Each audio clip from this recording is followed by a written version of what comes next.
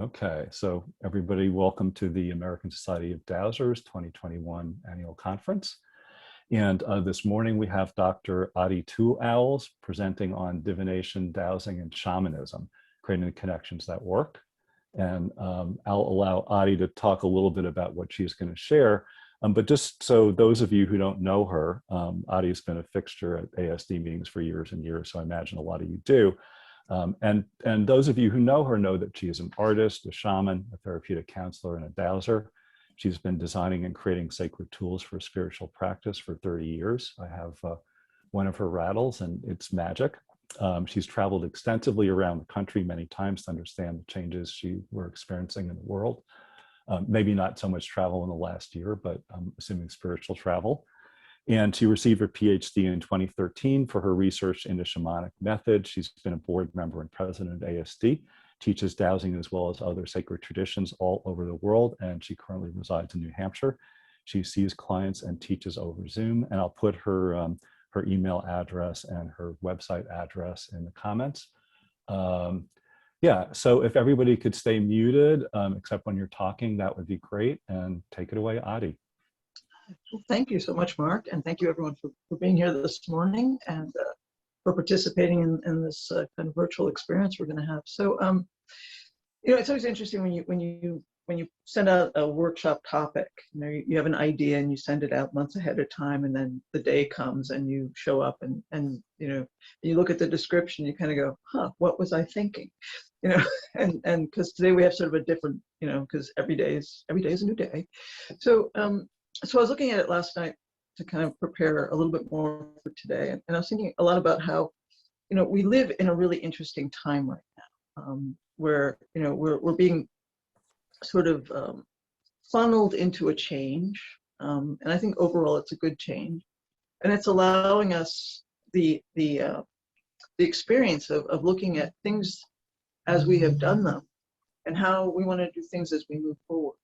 And as a shaman, somebody who does divination and has done art and all of these different things, that sort of in my mind and in my work sort of relate and mesh together.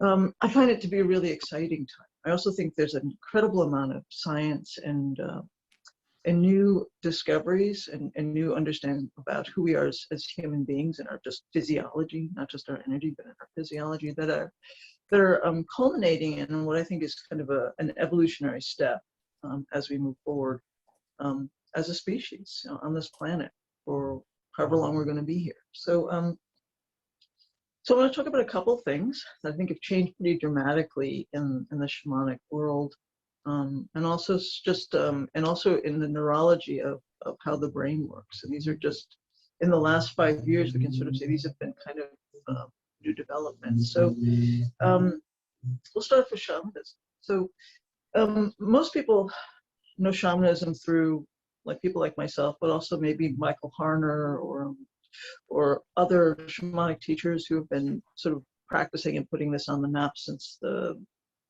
1960s and 70s.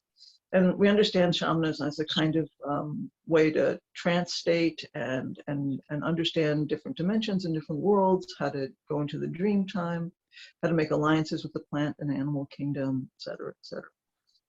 And it has deep roots all over the world.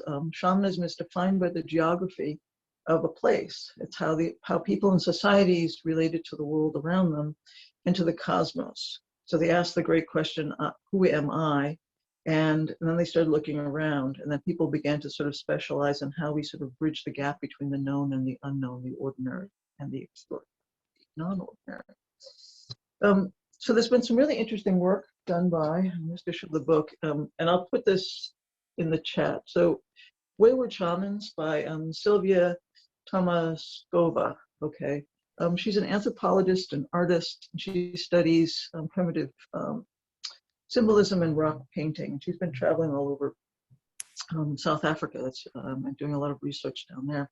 And one of the things that she's been doing is trying to understand what is the origin of what we understand about shamanism. And she sort of like broke through the new agey notion of what shamanism is and began to sort of deconstruct how we developed the language around shamanism. One of the things that she talks about is that, the word shamanism came out of the exploration of Siberia by Russia, when it was in fact doing pretty much the same thing we Europeans did to the United States and its native peoples, by sort of looking at their vast territory of Siberia and sort of saying, we want resources there, so we want to colonize these people and define them in a certain way, et cetera, et cetera. So what we actually know about shamanism is actually written and sort of created through the eyes of Europeans, and what we actually know about shamanism actually isn't correct, which is sort of jarring and eye-opening to me because I've been studying it for so long. But she makes some very good points. So there's a lot of change in how we might in the future define shamanism and what it is, and also how we listen to the indigenous and native peoples, not just here but all across the world, and how they present shamanism. So I just want to talk about that because I think that's a really interesting development in my research and in my work as a shaman. I think we will always use trance states, and that's a pretty universal concept regardless of this new understanding, and that seems to be part of the fabric of shamanism. But I think it just, our openness and our willingness to change as information is presented to us is important. And also to know that sometimes we get information and it isn't right. And we have to be flexible in how we understand the truth and how we move forward in getting to something that's really authentic, as opposed to just, it's like if you print a bad textbook and you just keep printing the bad textbook's information over and over again, it creates a false sense of knowledge.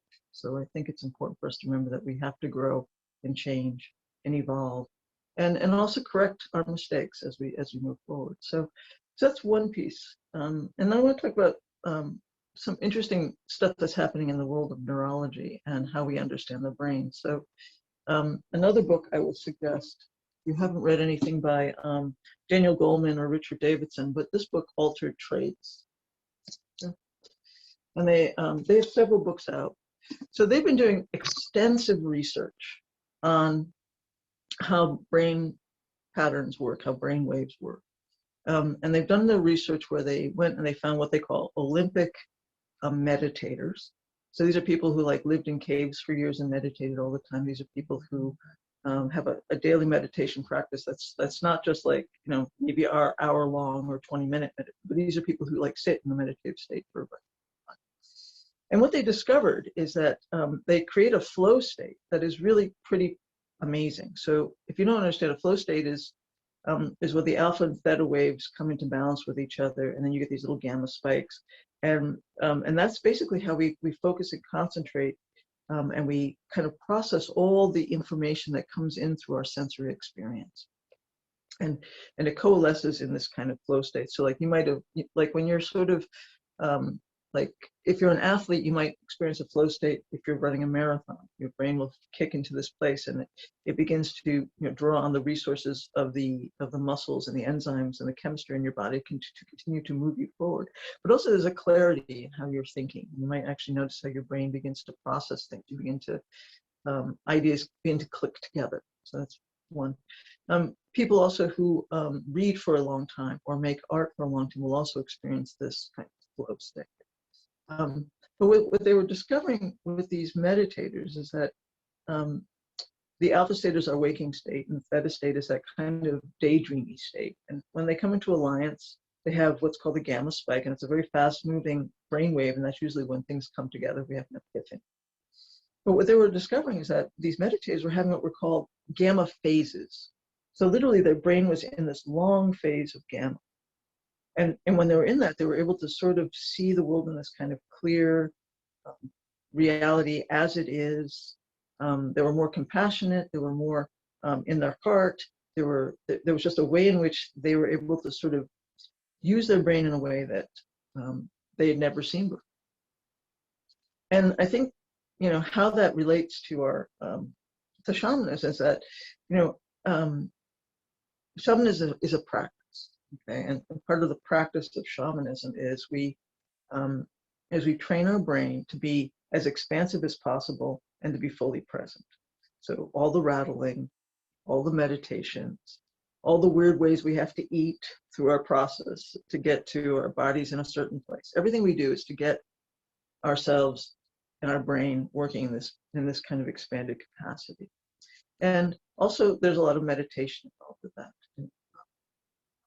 And all of those things, train the brain to move into these elevated states. Now, we've all been chasing like these little gamma spikes, but this science actually says that if we do this long enough and we allow ourselves the space to actually expand into this, we can actually move into a full gamma phase. And that's actually sort of an evolutionary leap in how we perceive the world around us and how we are in the world around us. Now, this happens because we have a frontal cortex. Now, a lot of animals have frontal cortex. Ours is just more developed. And this allows us to have these brain states and how they percolate. So the frontal cortex is where we imagine, it's where we develop language, that's where we process our emotions, that's where we dream. That's where all of the sort of other functions of our brain come together and kind of create something. So that's where our imagination comes from. All of that comes from our frontal cortex, but it also needs a stimulus from all the other parts of our brain. So, like, sound coming in through our ears, light coming in through our eyes, taste, all of that, the stimulus through our skin. So all of that comes together, as well as, our ingestion of information, experiences with other people, our direct engagement with the world around us also feeds and creates these neural connections in our brain that coalesce in us focusing into something. So when we solve a problem, this is an activity that happens. They've done live MRI scans where they have people in there and they give them a problem to solve and they watch what their brain does. So the idea of there being a left and a right brain, or left and a right hemisphere, is actually wrong. It's one of the things that was kind of like popular for a long time, but we really don't have an either or. We actually light up the entire parts of our brain in a way that kind of passes information back and forth, and then coalesce in this flow state that creates something. And I think this is really interesting and fascinating stuff. It also relates to dowsing. So one of the things that you probably have all seen that famous chart that was done by the famous dowser whose name escapes me, but it was like the brainwave patterns of the brain. It was sort of these sort of hourglass sort of forms, and and I apologize for not remembering what it is. I'll take better notes next time. But dowsing has stuck with that format as being, this is how the brain works, blah blah blah. But I think science is actually showing that divination is part of this gamma phase, or this gamma spikes. When we practice dowsing, so I use the pendulum primary, but if you use another dowsing tool, that's fine. So when we practice dowsing, and we are looking for something, etc., we engage in our understanding of the subject. We engage in the desire to perhaps solve the problem around this subject. We use something in our physical experience, our dowsing tool, to actually engage possibly with the subject when we come, and then our brain begins this calculation of chemistry and enzymes and muscle movements, etc., that allow us to come into relationship to this energy, you want to call it energy, or water, or physical object, or mineral, or material, or emotion, etc., etc., etc. And as we continue to practice this, we can move into places where we're not necessarily using a tool. Maybe we might just move into the place of what, I think Susan Collins uses the term deviceless dowsing, where we actually recognize how the body can be entrained to sense water without a tool, or sense emotions or ghosts or whatever as it encounters the experiences around us. Now, and it alters, I guess this also sort of, there's an altering of the brain, and I'm going to talk a little bit more about that in a different way in a second. But what it does is when we move into these states of elevated awareness, whether it's divining or meditation or shamanic trance, etc. We're actually creating dopamine responses through a layer of the brain. So if you look at the picture of the brain, there's that sort of wrinkly part, but there's actually a membrane that covers all of them. And that's actually how dopamine and other materials move across the brain, across the hemisphere of the brain. And so when we do something like divine, or we do something where we alter our state of awareness, we put a lot of dopamine and a lot of other different kinds of chemicals that move information, and they also give us a pleasure response, or a response of recognition. So the more we do something, let's say like dowsing, and get a positive result, the more we begin to our body begins to entrain towards that positive response, and that's a healthy thing. I mean, it's a healthy sort of way for our body to get positive feedback, etc. And the more we do it, the more we want to do more of it, because it begins to entrain us to do the work. So this altering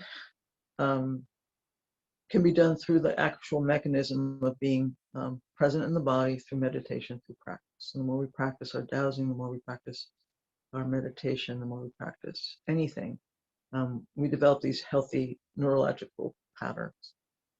And I think this is pretty fundamentally interesting stuff. So if you want to do a really simple exercise, you can use like a pendulum, or you can use like other dowsing tool, let's say a bobber.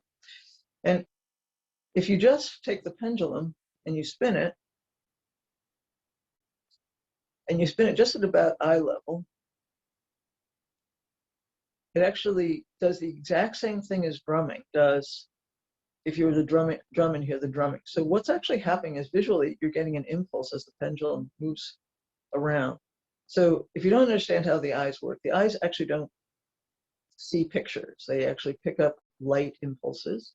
The light impulses bounce off the retina in the back and create energy impulses that go down the optic nerve, and the optic nerve goes way into the back of the brain, and then it kind of puts the information back together and creates a picture. So now if we close our eyes while we're doing this, something else kicks in. So now we're not seeing it, but we're actually getting the experience of the movement through our hands. So we're still feeling the rhythm, we're still feeling the impulses, we're still feeling the rhythmic pattern, and our brain is responding. So the longer we do this, the longer we can create an elevated state of awareness. Also, I mean, there's other tools in the world of spiritual practice. So if you are familiar with what's called a prayer wheel, a prayer wheel is spun, there's a bunch of prayers inside of it. It's spun. As it's spinning, it's designed to sort of send out these prayers into the universe, and I have no doubt that that's what it's doing. But the person who's actually spinning the prayer wheel is experiencing a trance-like experience. They're experiencing this very visceral sort of experience in their body, and they become at that point sort of enlightened through their chemistry and through their brain's ability to move into this flow state. So they become actually a beacon of this. They actually become the sort of emanation of this prayer or this experience. So anything they do within that state and that awareness has an amplified effect. So if they're thinking loving kindness, that would be elevated and expanded. So that's just one example. So Raymond Grace, he teaches his technique for charging water. The same thing, he's spinning the bobber. He's spinning the bobber at the water. He's creating a toroidal form. He's creating an impulse in the body. If you're thinking about loving kindness, or you're thinking about healing and you're sending it into that water, you're doing the exact same thing. That impulse, that sensory experience is actually amplifying the body's ability to create this chemical and wave form in the brain, but also in our ability to use the body in a really kind of elevated way. So, and to me, this is all super exciting, because I think part of it is, how do we take all the things that we have learned over the last 2,000 years, 5,000 years, 7,000 years, whatever, and we take all of that information, all of that history, but all of the new discoveries, and how do we dovetail it into something useful right now? Like I was saying before, I think we're at an evolutionary phase, and we're actually, we're getting ready to kind of move up in our human evolution. And I don't mean that in a sort of just energy way. I think it's also part of our physical evolution. So some of you might not know this, but if you're a musician, you actually play an instrument. It's the only thing that we know that physiologically changes the structure of the brain. Like if you play an instrument, your brain changes. It's documented. They've done things like if there's an autopsy done, they can tell by how the brain is structured whether you're a musician or not. And I think that's kind of the interesting stuff that's happening. So we're beginning to understand actually how our body evolves. And one of the beautiful things about having a human body, if you don't understand how amazing this is, 13 billion years ago, our universe was created. And all of the information that became us was created back then. So we have been 13 billion years in evolution. Now, whether there are other species out there or whatever in the universe, that's not really what's important here. What's important is the fact that we evolved from that into who we are. And we are continuing to evolve. We are not the same people we were 100 years ago. We're not the same species we were 1,000 years ago. We keep evolving and we keep moving forward. And that's not going to stop. And I think that's the interesting place we are right now, is because we have a tremendous amount of technology, we have a tremendous amount of history, and we have challenges in our species to move forward. And I think that's where divination and also shamanism right now are really important, because they give us tools and they also give us ways to kind of express and kind of go deep into our consciousness and our subconsciousness. So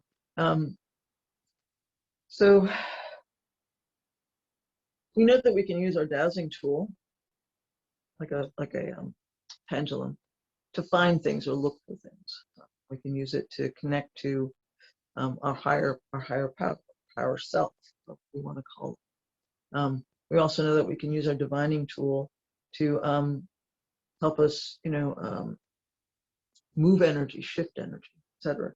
So sometime a long way back, our ancestors probably picked up something like this. I use this when I'm teaching a basic dowsing class. This is a piece of conch shell I picked up when I was in Costa Rica many years ago.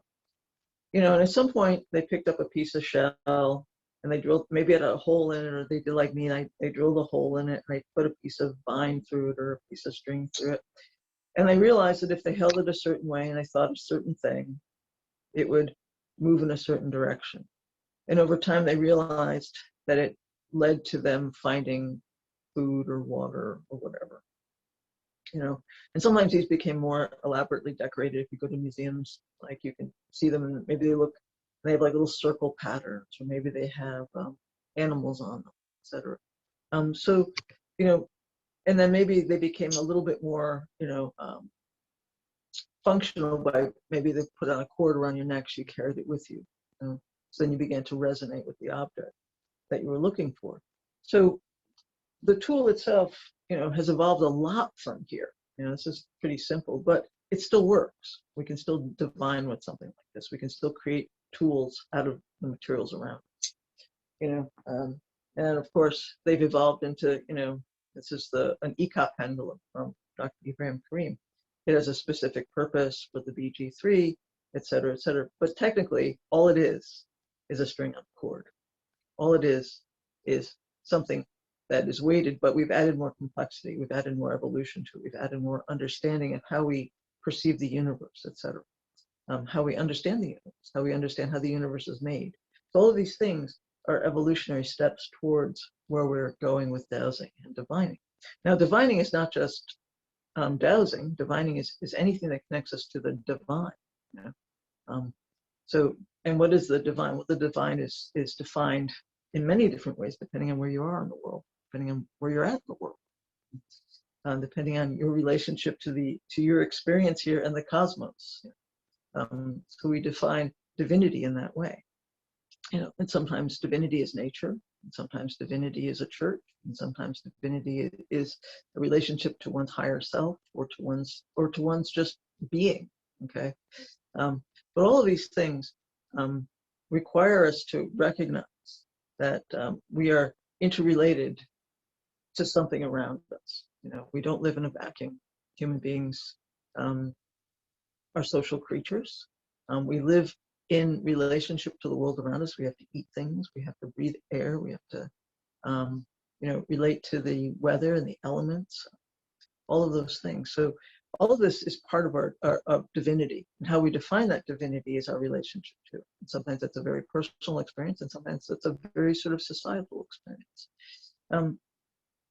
And out of that comes folklore and mythology and archetypes and all of those things. That becomes sort of the specified language of the divine experience. So you might speak in the terms of the Catholic Church, or you might speak in the terms of UFOs, okay, or you might speak in the terms of an atheist. There's nothing out there. We are just here in the moment, and we will like disperse into stardust. So there's many ways to look at divinity. But what we have to recognize, and I think what is universal through all of that, all of the different languages, all of the different, is consciousness.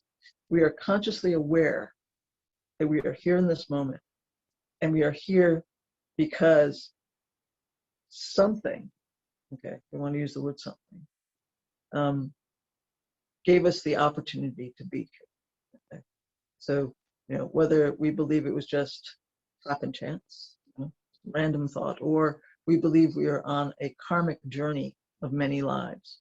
Our divinity and our conscious awareness are highly entangled with each other.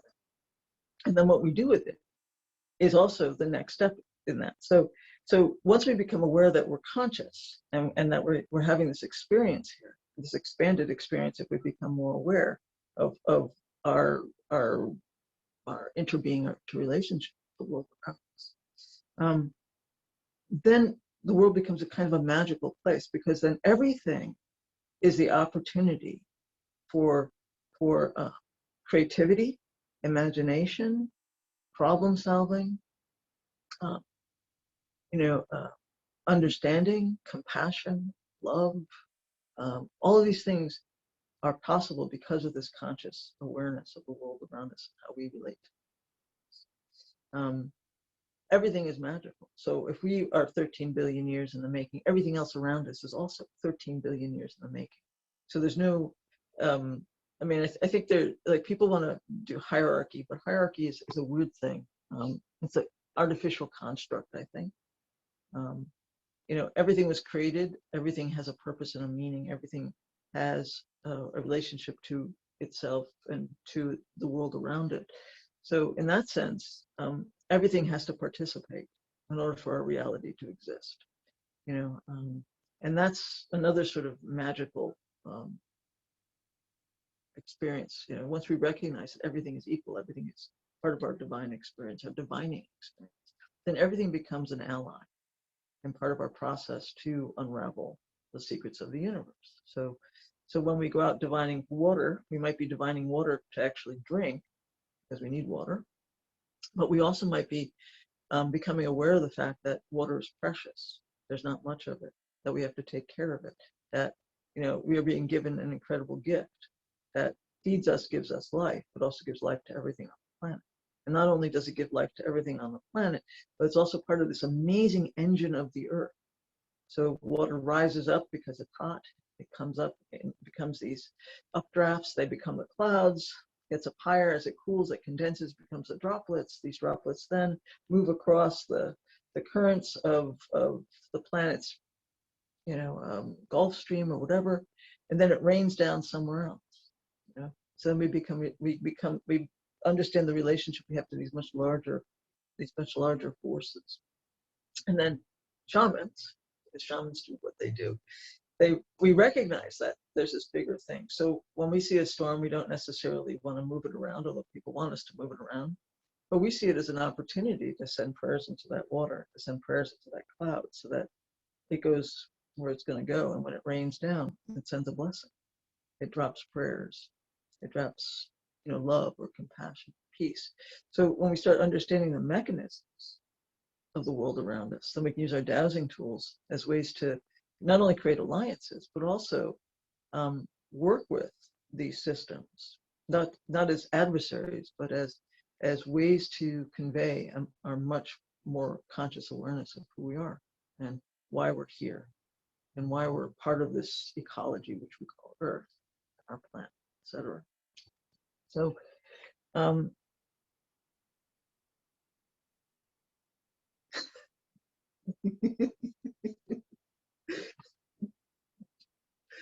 so that was a lot. Hope you're all keeping up.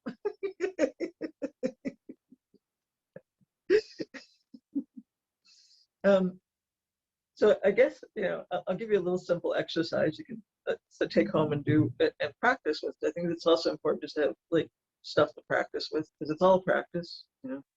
Every day you get to show up and practice. So one of the things I do as kind of my personal work is I go out every day and I try to interact with some kind of species that's not my own. So, and you can do this whether you're in a city, you can do this whether you're out in the woods. I want to just clarify, like, and this is something I've been doing a lot in my workshops too, is like, nature is anywhere you live, okay?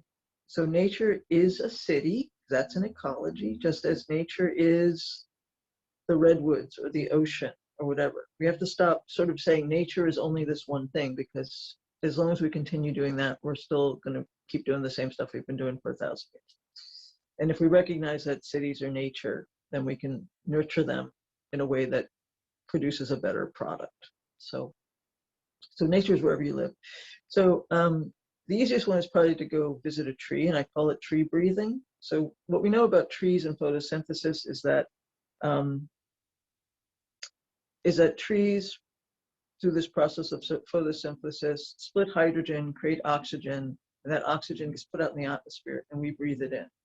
And then we do the exact opposite in our metabolic process. We take it in, we process it, we take carbon dioxide, we breathe it out, and the trees breathe it in, and there's this cycle of sort of breathing back and forth. So you can actually do this meditation where you go out and you sit, or you find a tree and you stand, and you can actually begin to do what I call tree breathing. And you consciously breathe out to the tree, and then you inhale, and then you exhale to the tree with a prayer or an intent of loving kindness.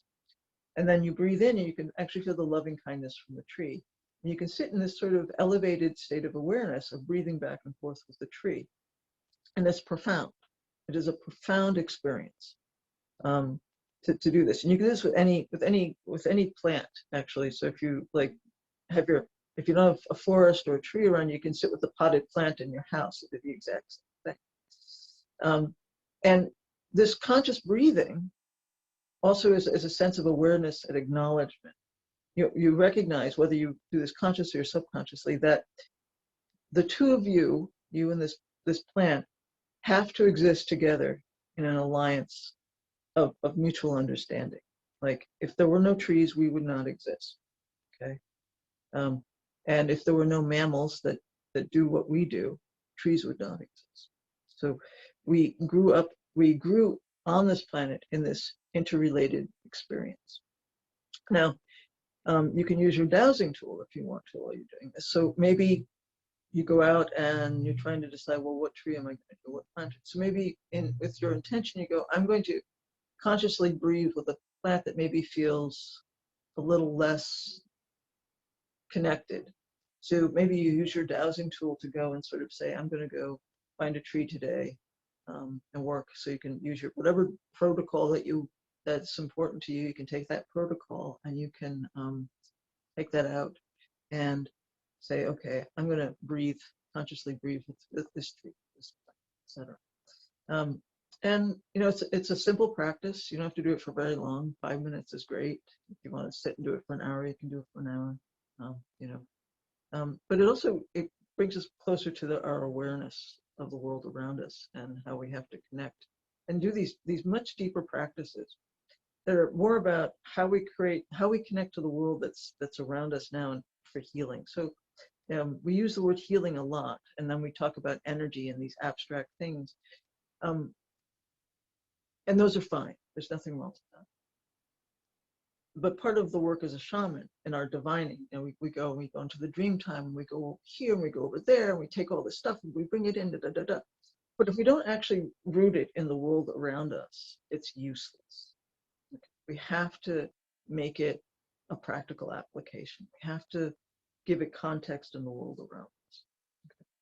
So it's important that we acknowledge the physical aspects of the world that we work with. So like, see this drum behind me, right? So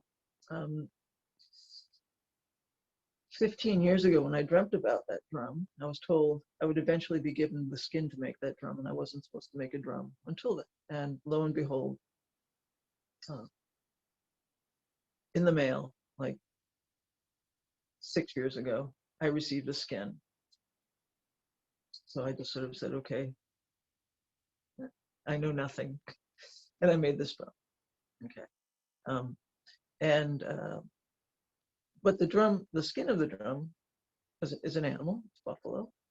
So I had to sit with this buffalo, and I had to recognize the fact that I'm going to be in relationship with that hide for as long as me and this drum are working together. So I meditated, I prayed with it. We developed an understanding that I would take good care of it while it was in my charge. I acknowledge the fact that when we play together, that we are playing in a way that is useful, kind, compassionate. That we're going to be doing the best work we can, the world around us, et cetera, et cetera. So we become just much more aware of the materials of our lives. So if there's wool that I've braided, wool comes from sheep. You acknowledge the fact that there are animals that gave up their fur to become clothing, things like that. Even the metal in our pendulums that came out of the earth.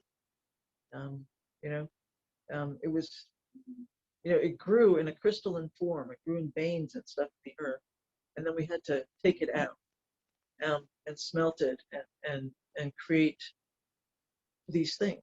So again, another thing that comes from the earth, and then these become these tools that we use for other things in our lives. Even the wood that comes from trees.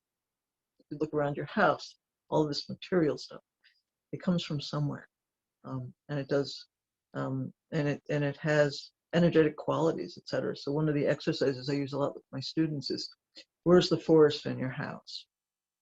And then I begin to sort of point out, well, you might have trim or wooden doors, or you might have a wooden floor, or maybe, there's the wood that was used to build your house that all came from the forest.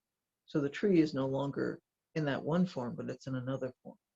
But it still holds the energetic presence. It still holds the energetic properties of the tree. It still dreams the dreams of that tree. It still has the same awareness and acknowledgments of that tree from when it was growing. And we can acknowledge that, and we can honor that, and we can move into relationship with that. So I think houses are sick. As the more I work with stuff, houses are sick because we don't acknowledge the fact that the stuff we've made them out of belongs to living beings on the planet. And once we start acknowledging that, then something happens. There's that magical awakening between,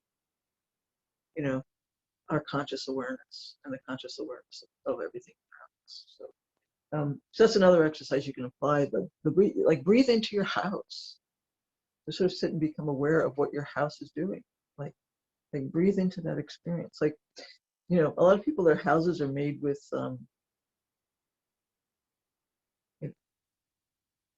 gypsum board, and gypsum is selenite. If you didn't know that, it's the exact same material. Everyone's waving their selenite wands. Well, your walls are actually made with selenite. And if you read all the information on selenite. It says it doesn't hold negative energy, and it can be used to neutralize negative energies. There's a whole bunch of stuff. So, so drywall, in essence, is like a selenoid shield between you and toxicity. So if you become aware of that, and you sort of like acknowledge that, and you become more attuned with the materials of your environment, and you can shift and change all of that. Become less afraid, I guess, is really where I'm going with that. We become more empowered the more we know about our environment, and the more we're able to sort of divine and relate to the world around us. So, so I'm gonna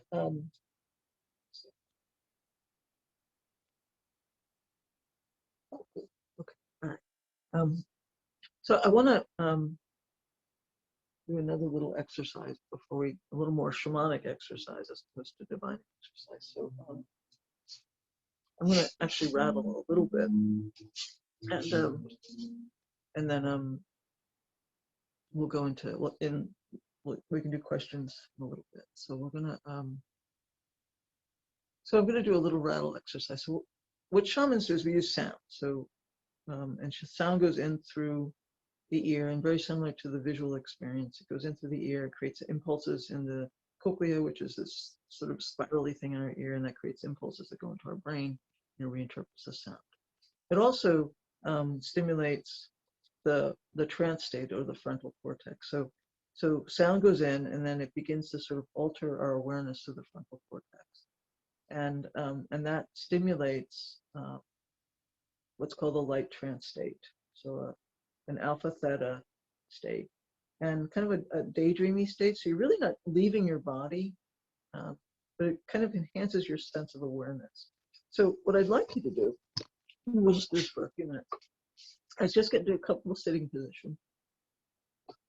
And don't close your eyes fully, because you don't want to, like Tibetan Buddhism, you don't really want to like shut off the world around you. You just kind of want to half close your eyes and focus just a little bit in front of you, maybe about 18 inches from the tip of your nose, and just kind of like hold that a little bit. And I'm going to rattle a little bit, and just want you to become aware of just kind of what happens, what the sensation is. Okay, so you're not really going to try to visualize anything, you're not really going to try to focus on anything. I just want you to sort of become aware of the sensation that happens. So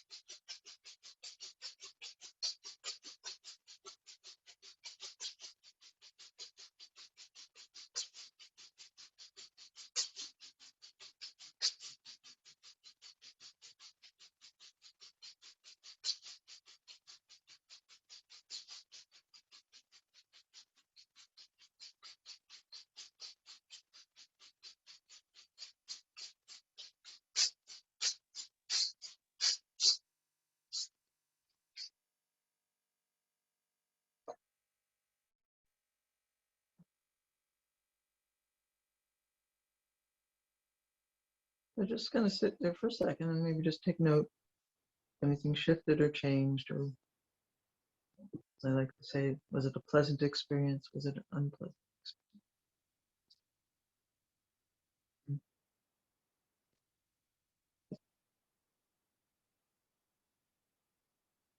So one of the things about shamanic experiences or working with shamans or indigenous healers is that even though there's a lot of stuff about other worlds and other dimensions, it's also about creating experience in the physical body.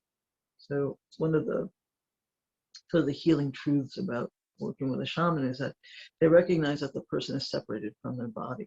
And then the experiences that they're having because they're separated from their body are traumatic, and that keeps causing more and more trauma. So maybe the initial experience was traumatic, but it creates this sort of continued separation. So the shaman's job is to actually get the person and their spirit back together, working together.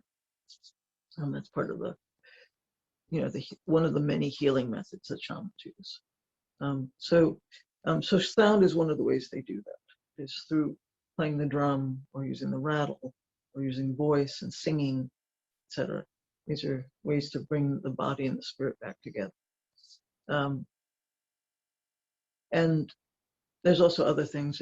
There's smoke from incense. There's taking them out of what would be a normal experience, like their normal day-to-day life, putting them in what's called a sacred space, or space that feels extraordinary. So maybe a sacred circle or around a fire, etc. So all these things work in the tradition to move them out of their ordinary sense of self into something that feels a little more extraordinary. And also the idea of sacred space is that we create an opening to connect to the divine. So when we do any kind of ceremony, we're creating that space so that you can have a direct experience with divinity. Now, whether that's your own personal divinity or it's the divinity of the greater world around you, sacred space is that opening up. And it's done, depending on the tradition, many different ways. I mean, going into a church is actually entering into the divine space, whether it's your thing or not, because they were built. Many of them, especially cathedrals, were built to uplift one just through their sacred geometry and through the sheer experience of their interior uplift. So so these divine spaces become this place where we can find our authentic selves, and that's usually where the healing begins. So and we can do the same thing. We were talking last night about toroidal forms. That was like the sort of the topic of last night's after dowsing school kind of, I don't know, panel talk last night.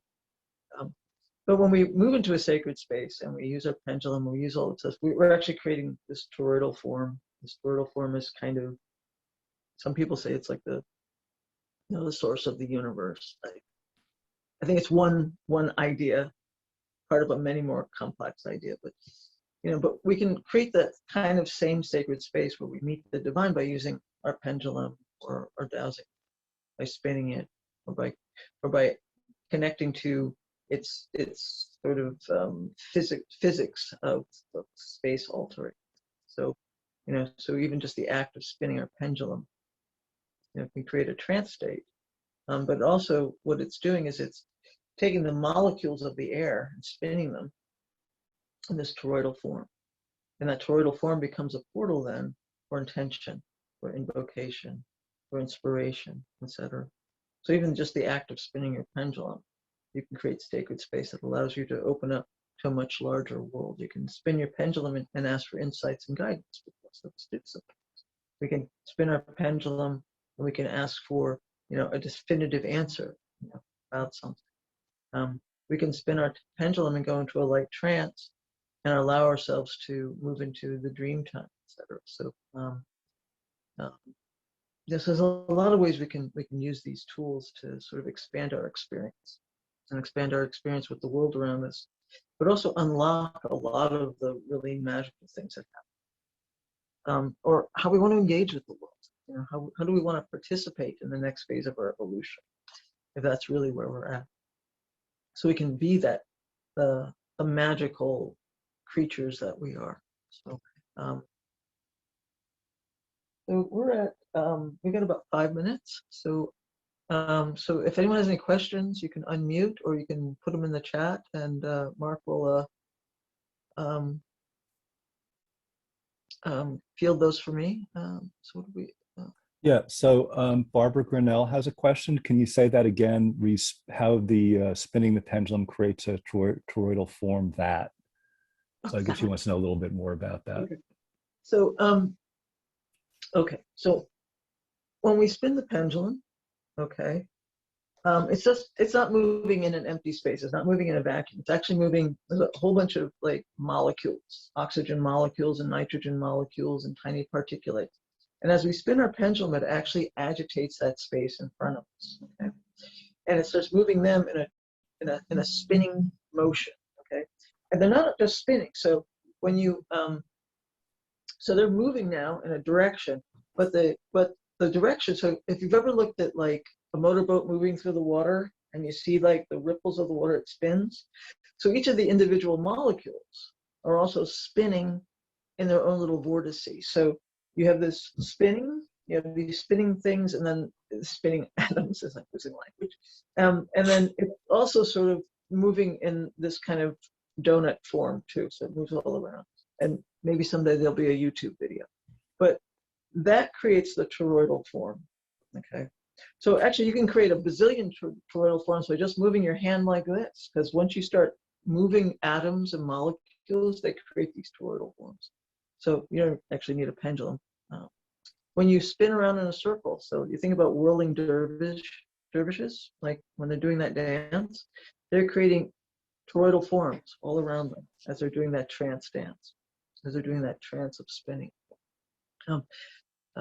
When circle dances, like dances of universal peace, that's a huge example of just creating large, gigantic, concentric toroidal forms. So, Thank any you. other questions? Yeah, Gail has a question. Does it matter whether we spin clockwise or counterclockwise? Good question. So, in my understanding of things, if we spin clockwise, that is an expansive energy. So that means it moves out from the center. If we spin counterclockwise, it draws things into the middle. So, so you can use that as sort of your, like, you know, test of what you want to do with the energy. Do you want, so if you're healing somebody and you put them in the center of the circle, you would want to do counterclockwise because you want to draw the energy into them. You want to feed them and nourish them with that energy. But let's say you're doing something for world peace. You would go clockwise because that would expand it out into the universe, out into the world. Okay, I don't see more questions in the chat. I've got one, but it might take you about a half hour to answer. Or you may just want to let people know where you'll be, you know, when you're available for more questions. Yeah, so I'm going to be in the chat probably in about around 1:30. So because I have an appointment I have to do right after this, and then I'm going to go into the chat. But if you want to come and pick my brain about anything we talked about today, please come and ask me questions. I got a quick question to the chat, so typing it in. Does it matter what type of material the pendulum is? Does that have some, you know, there's amethyst, there's rose quartz. So there's a lot of stuff on pendulums. So some people will tell you crystals are great. Some people will tell you it has to be an inert, like a plastic, etc. Every material you use is going to have a frequency to it, and that frequency is going to participate in the work you're doing with your dowsing. Okay, so so you just have to be aware of what you're using. So so some general understanding of the physics of a material is important. So like quartz amplifies, like just by the nature of its molecular structure, it amplifies energy. It doesn't discern, just amplifies. That's what it does. Boom. So if you're, let's say, ghost hunting and you're dowsing and you come up with, let's say, a noxious ghost, it's going to amplify that energy. Okay. But if it's beneficial stuff, it's going to amplify that. So that just, the thing is just to be aware of the materials that you're using and understand that they are participating in the experience that you're having. And that's just part of our conscious awareness. And I hear you say be aware of the material that we're using. How do we know the right material? Right. I hear you saying that quartz amplifies, and if you go studying, and then there's beneficial.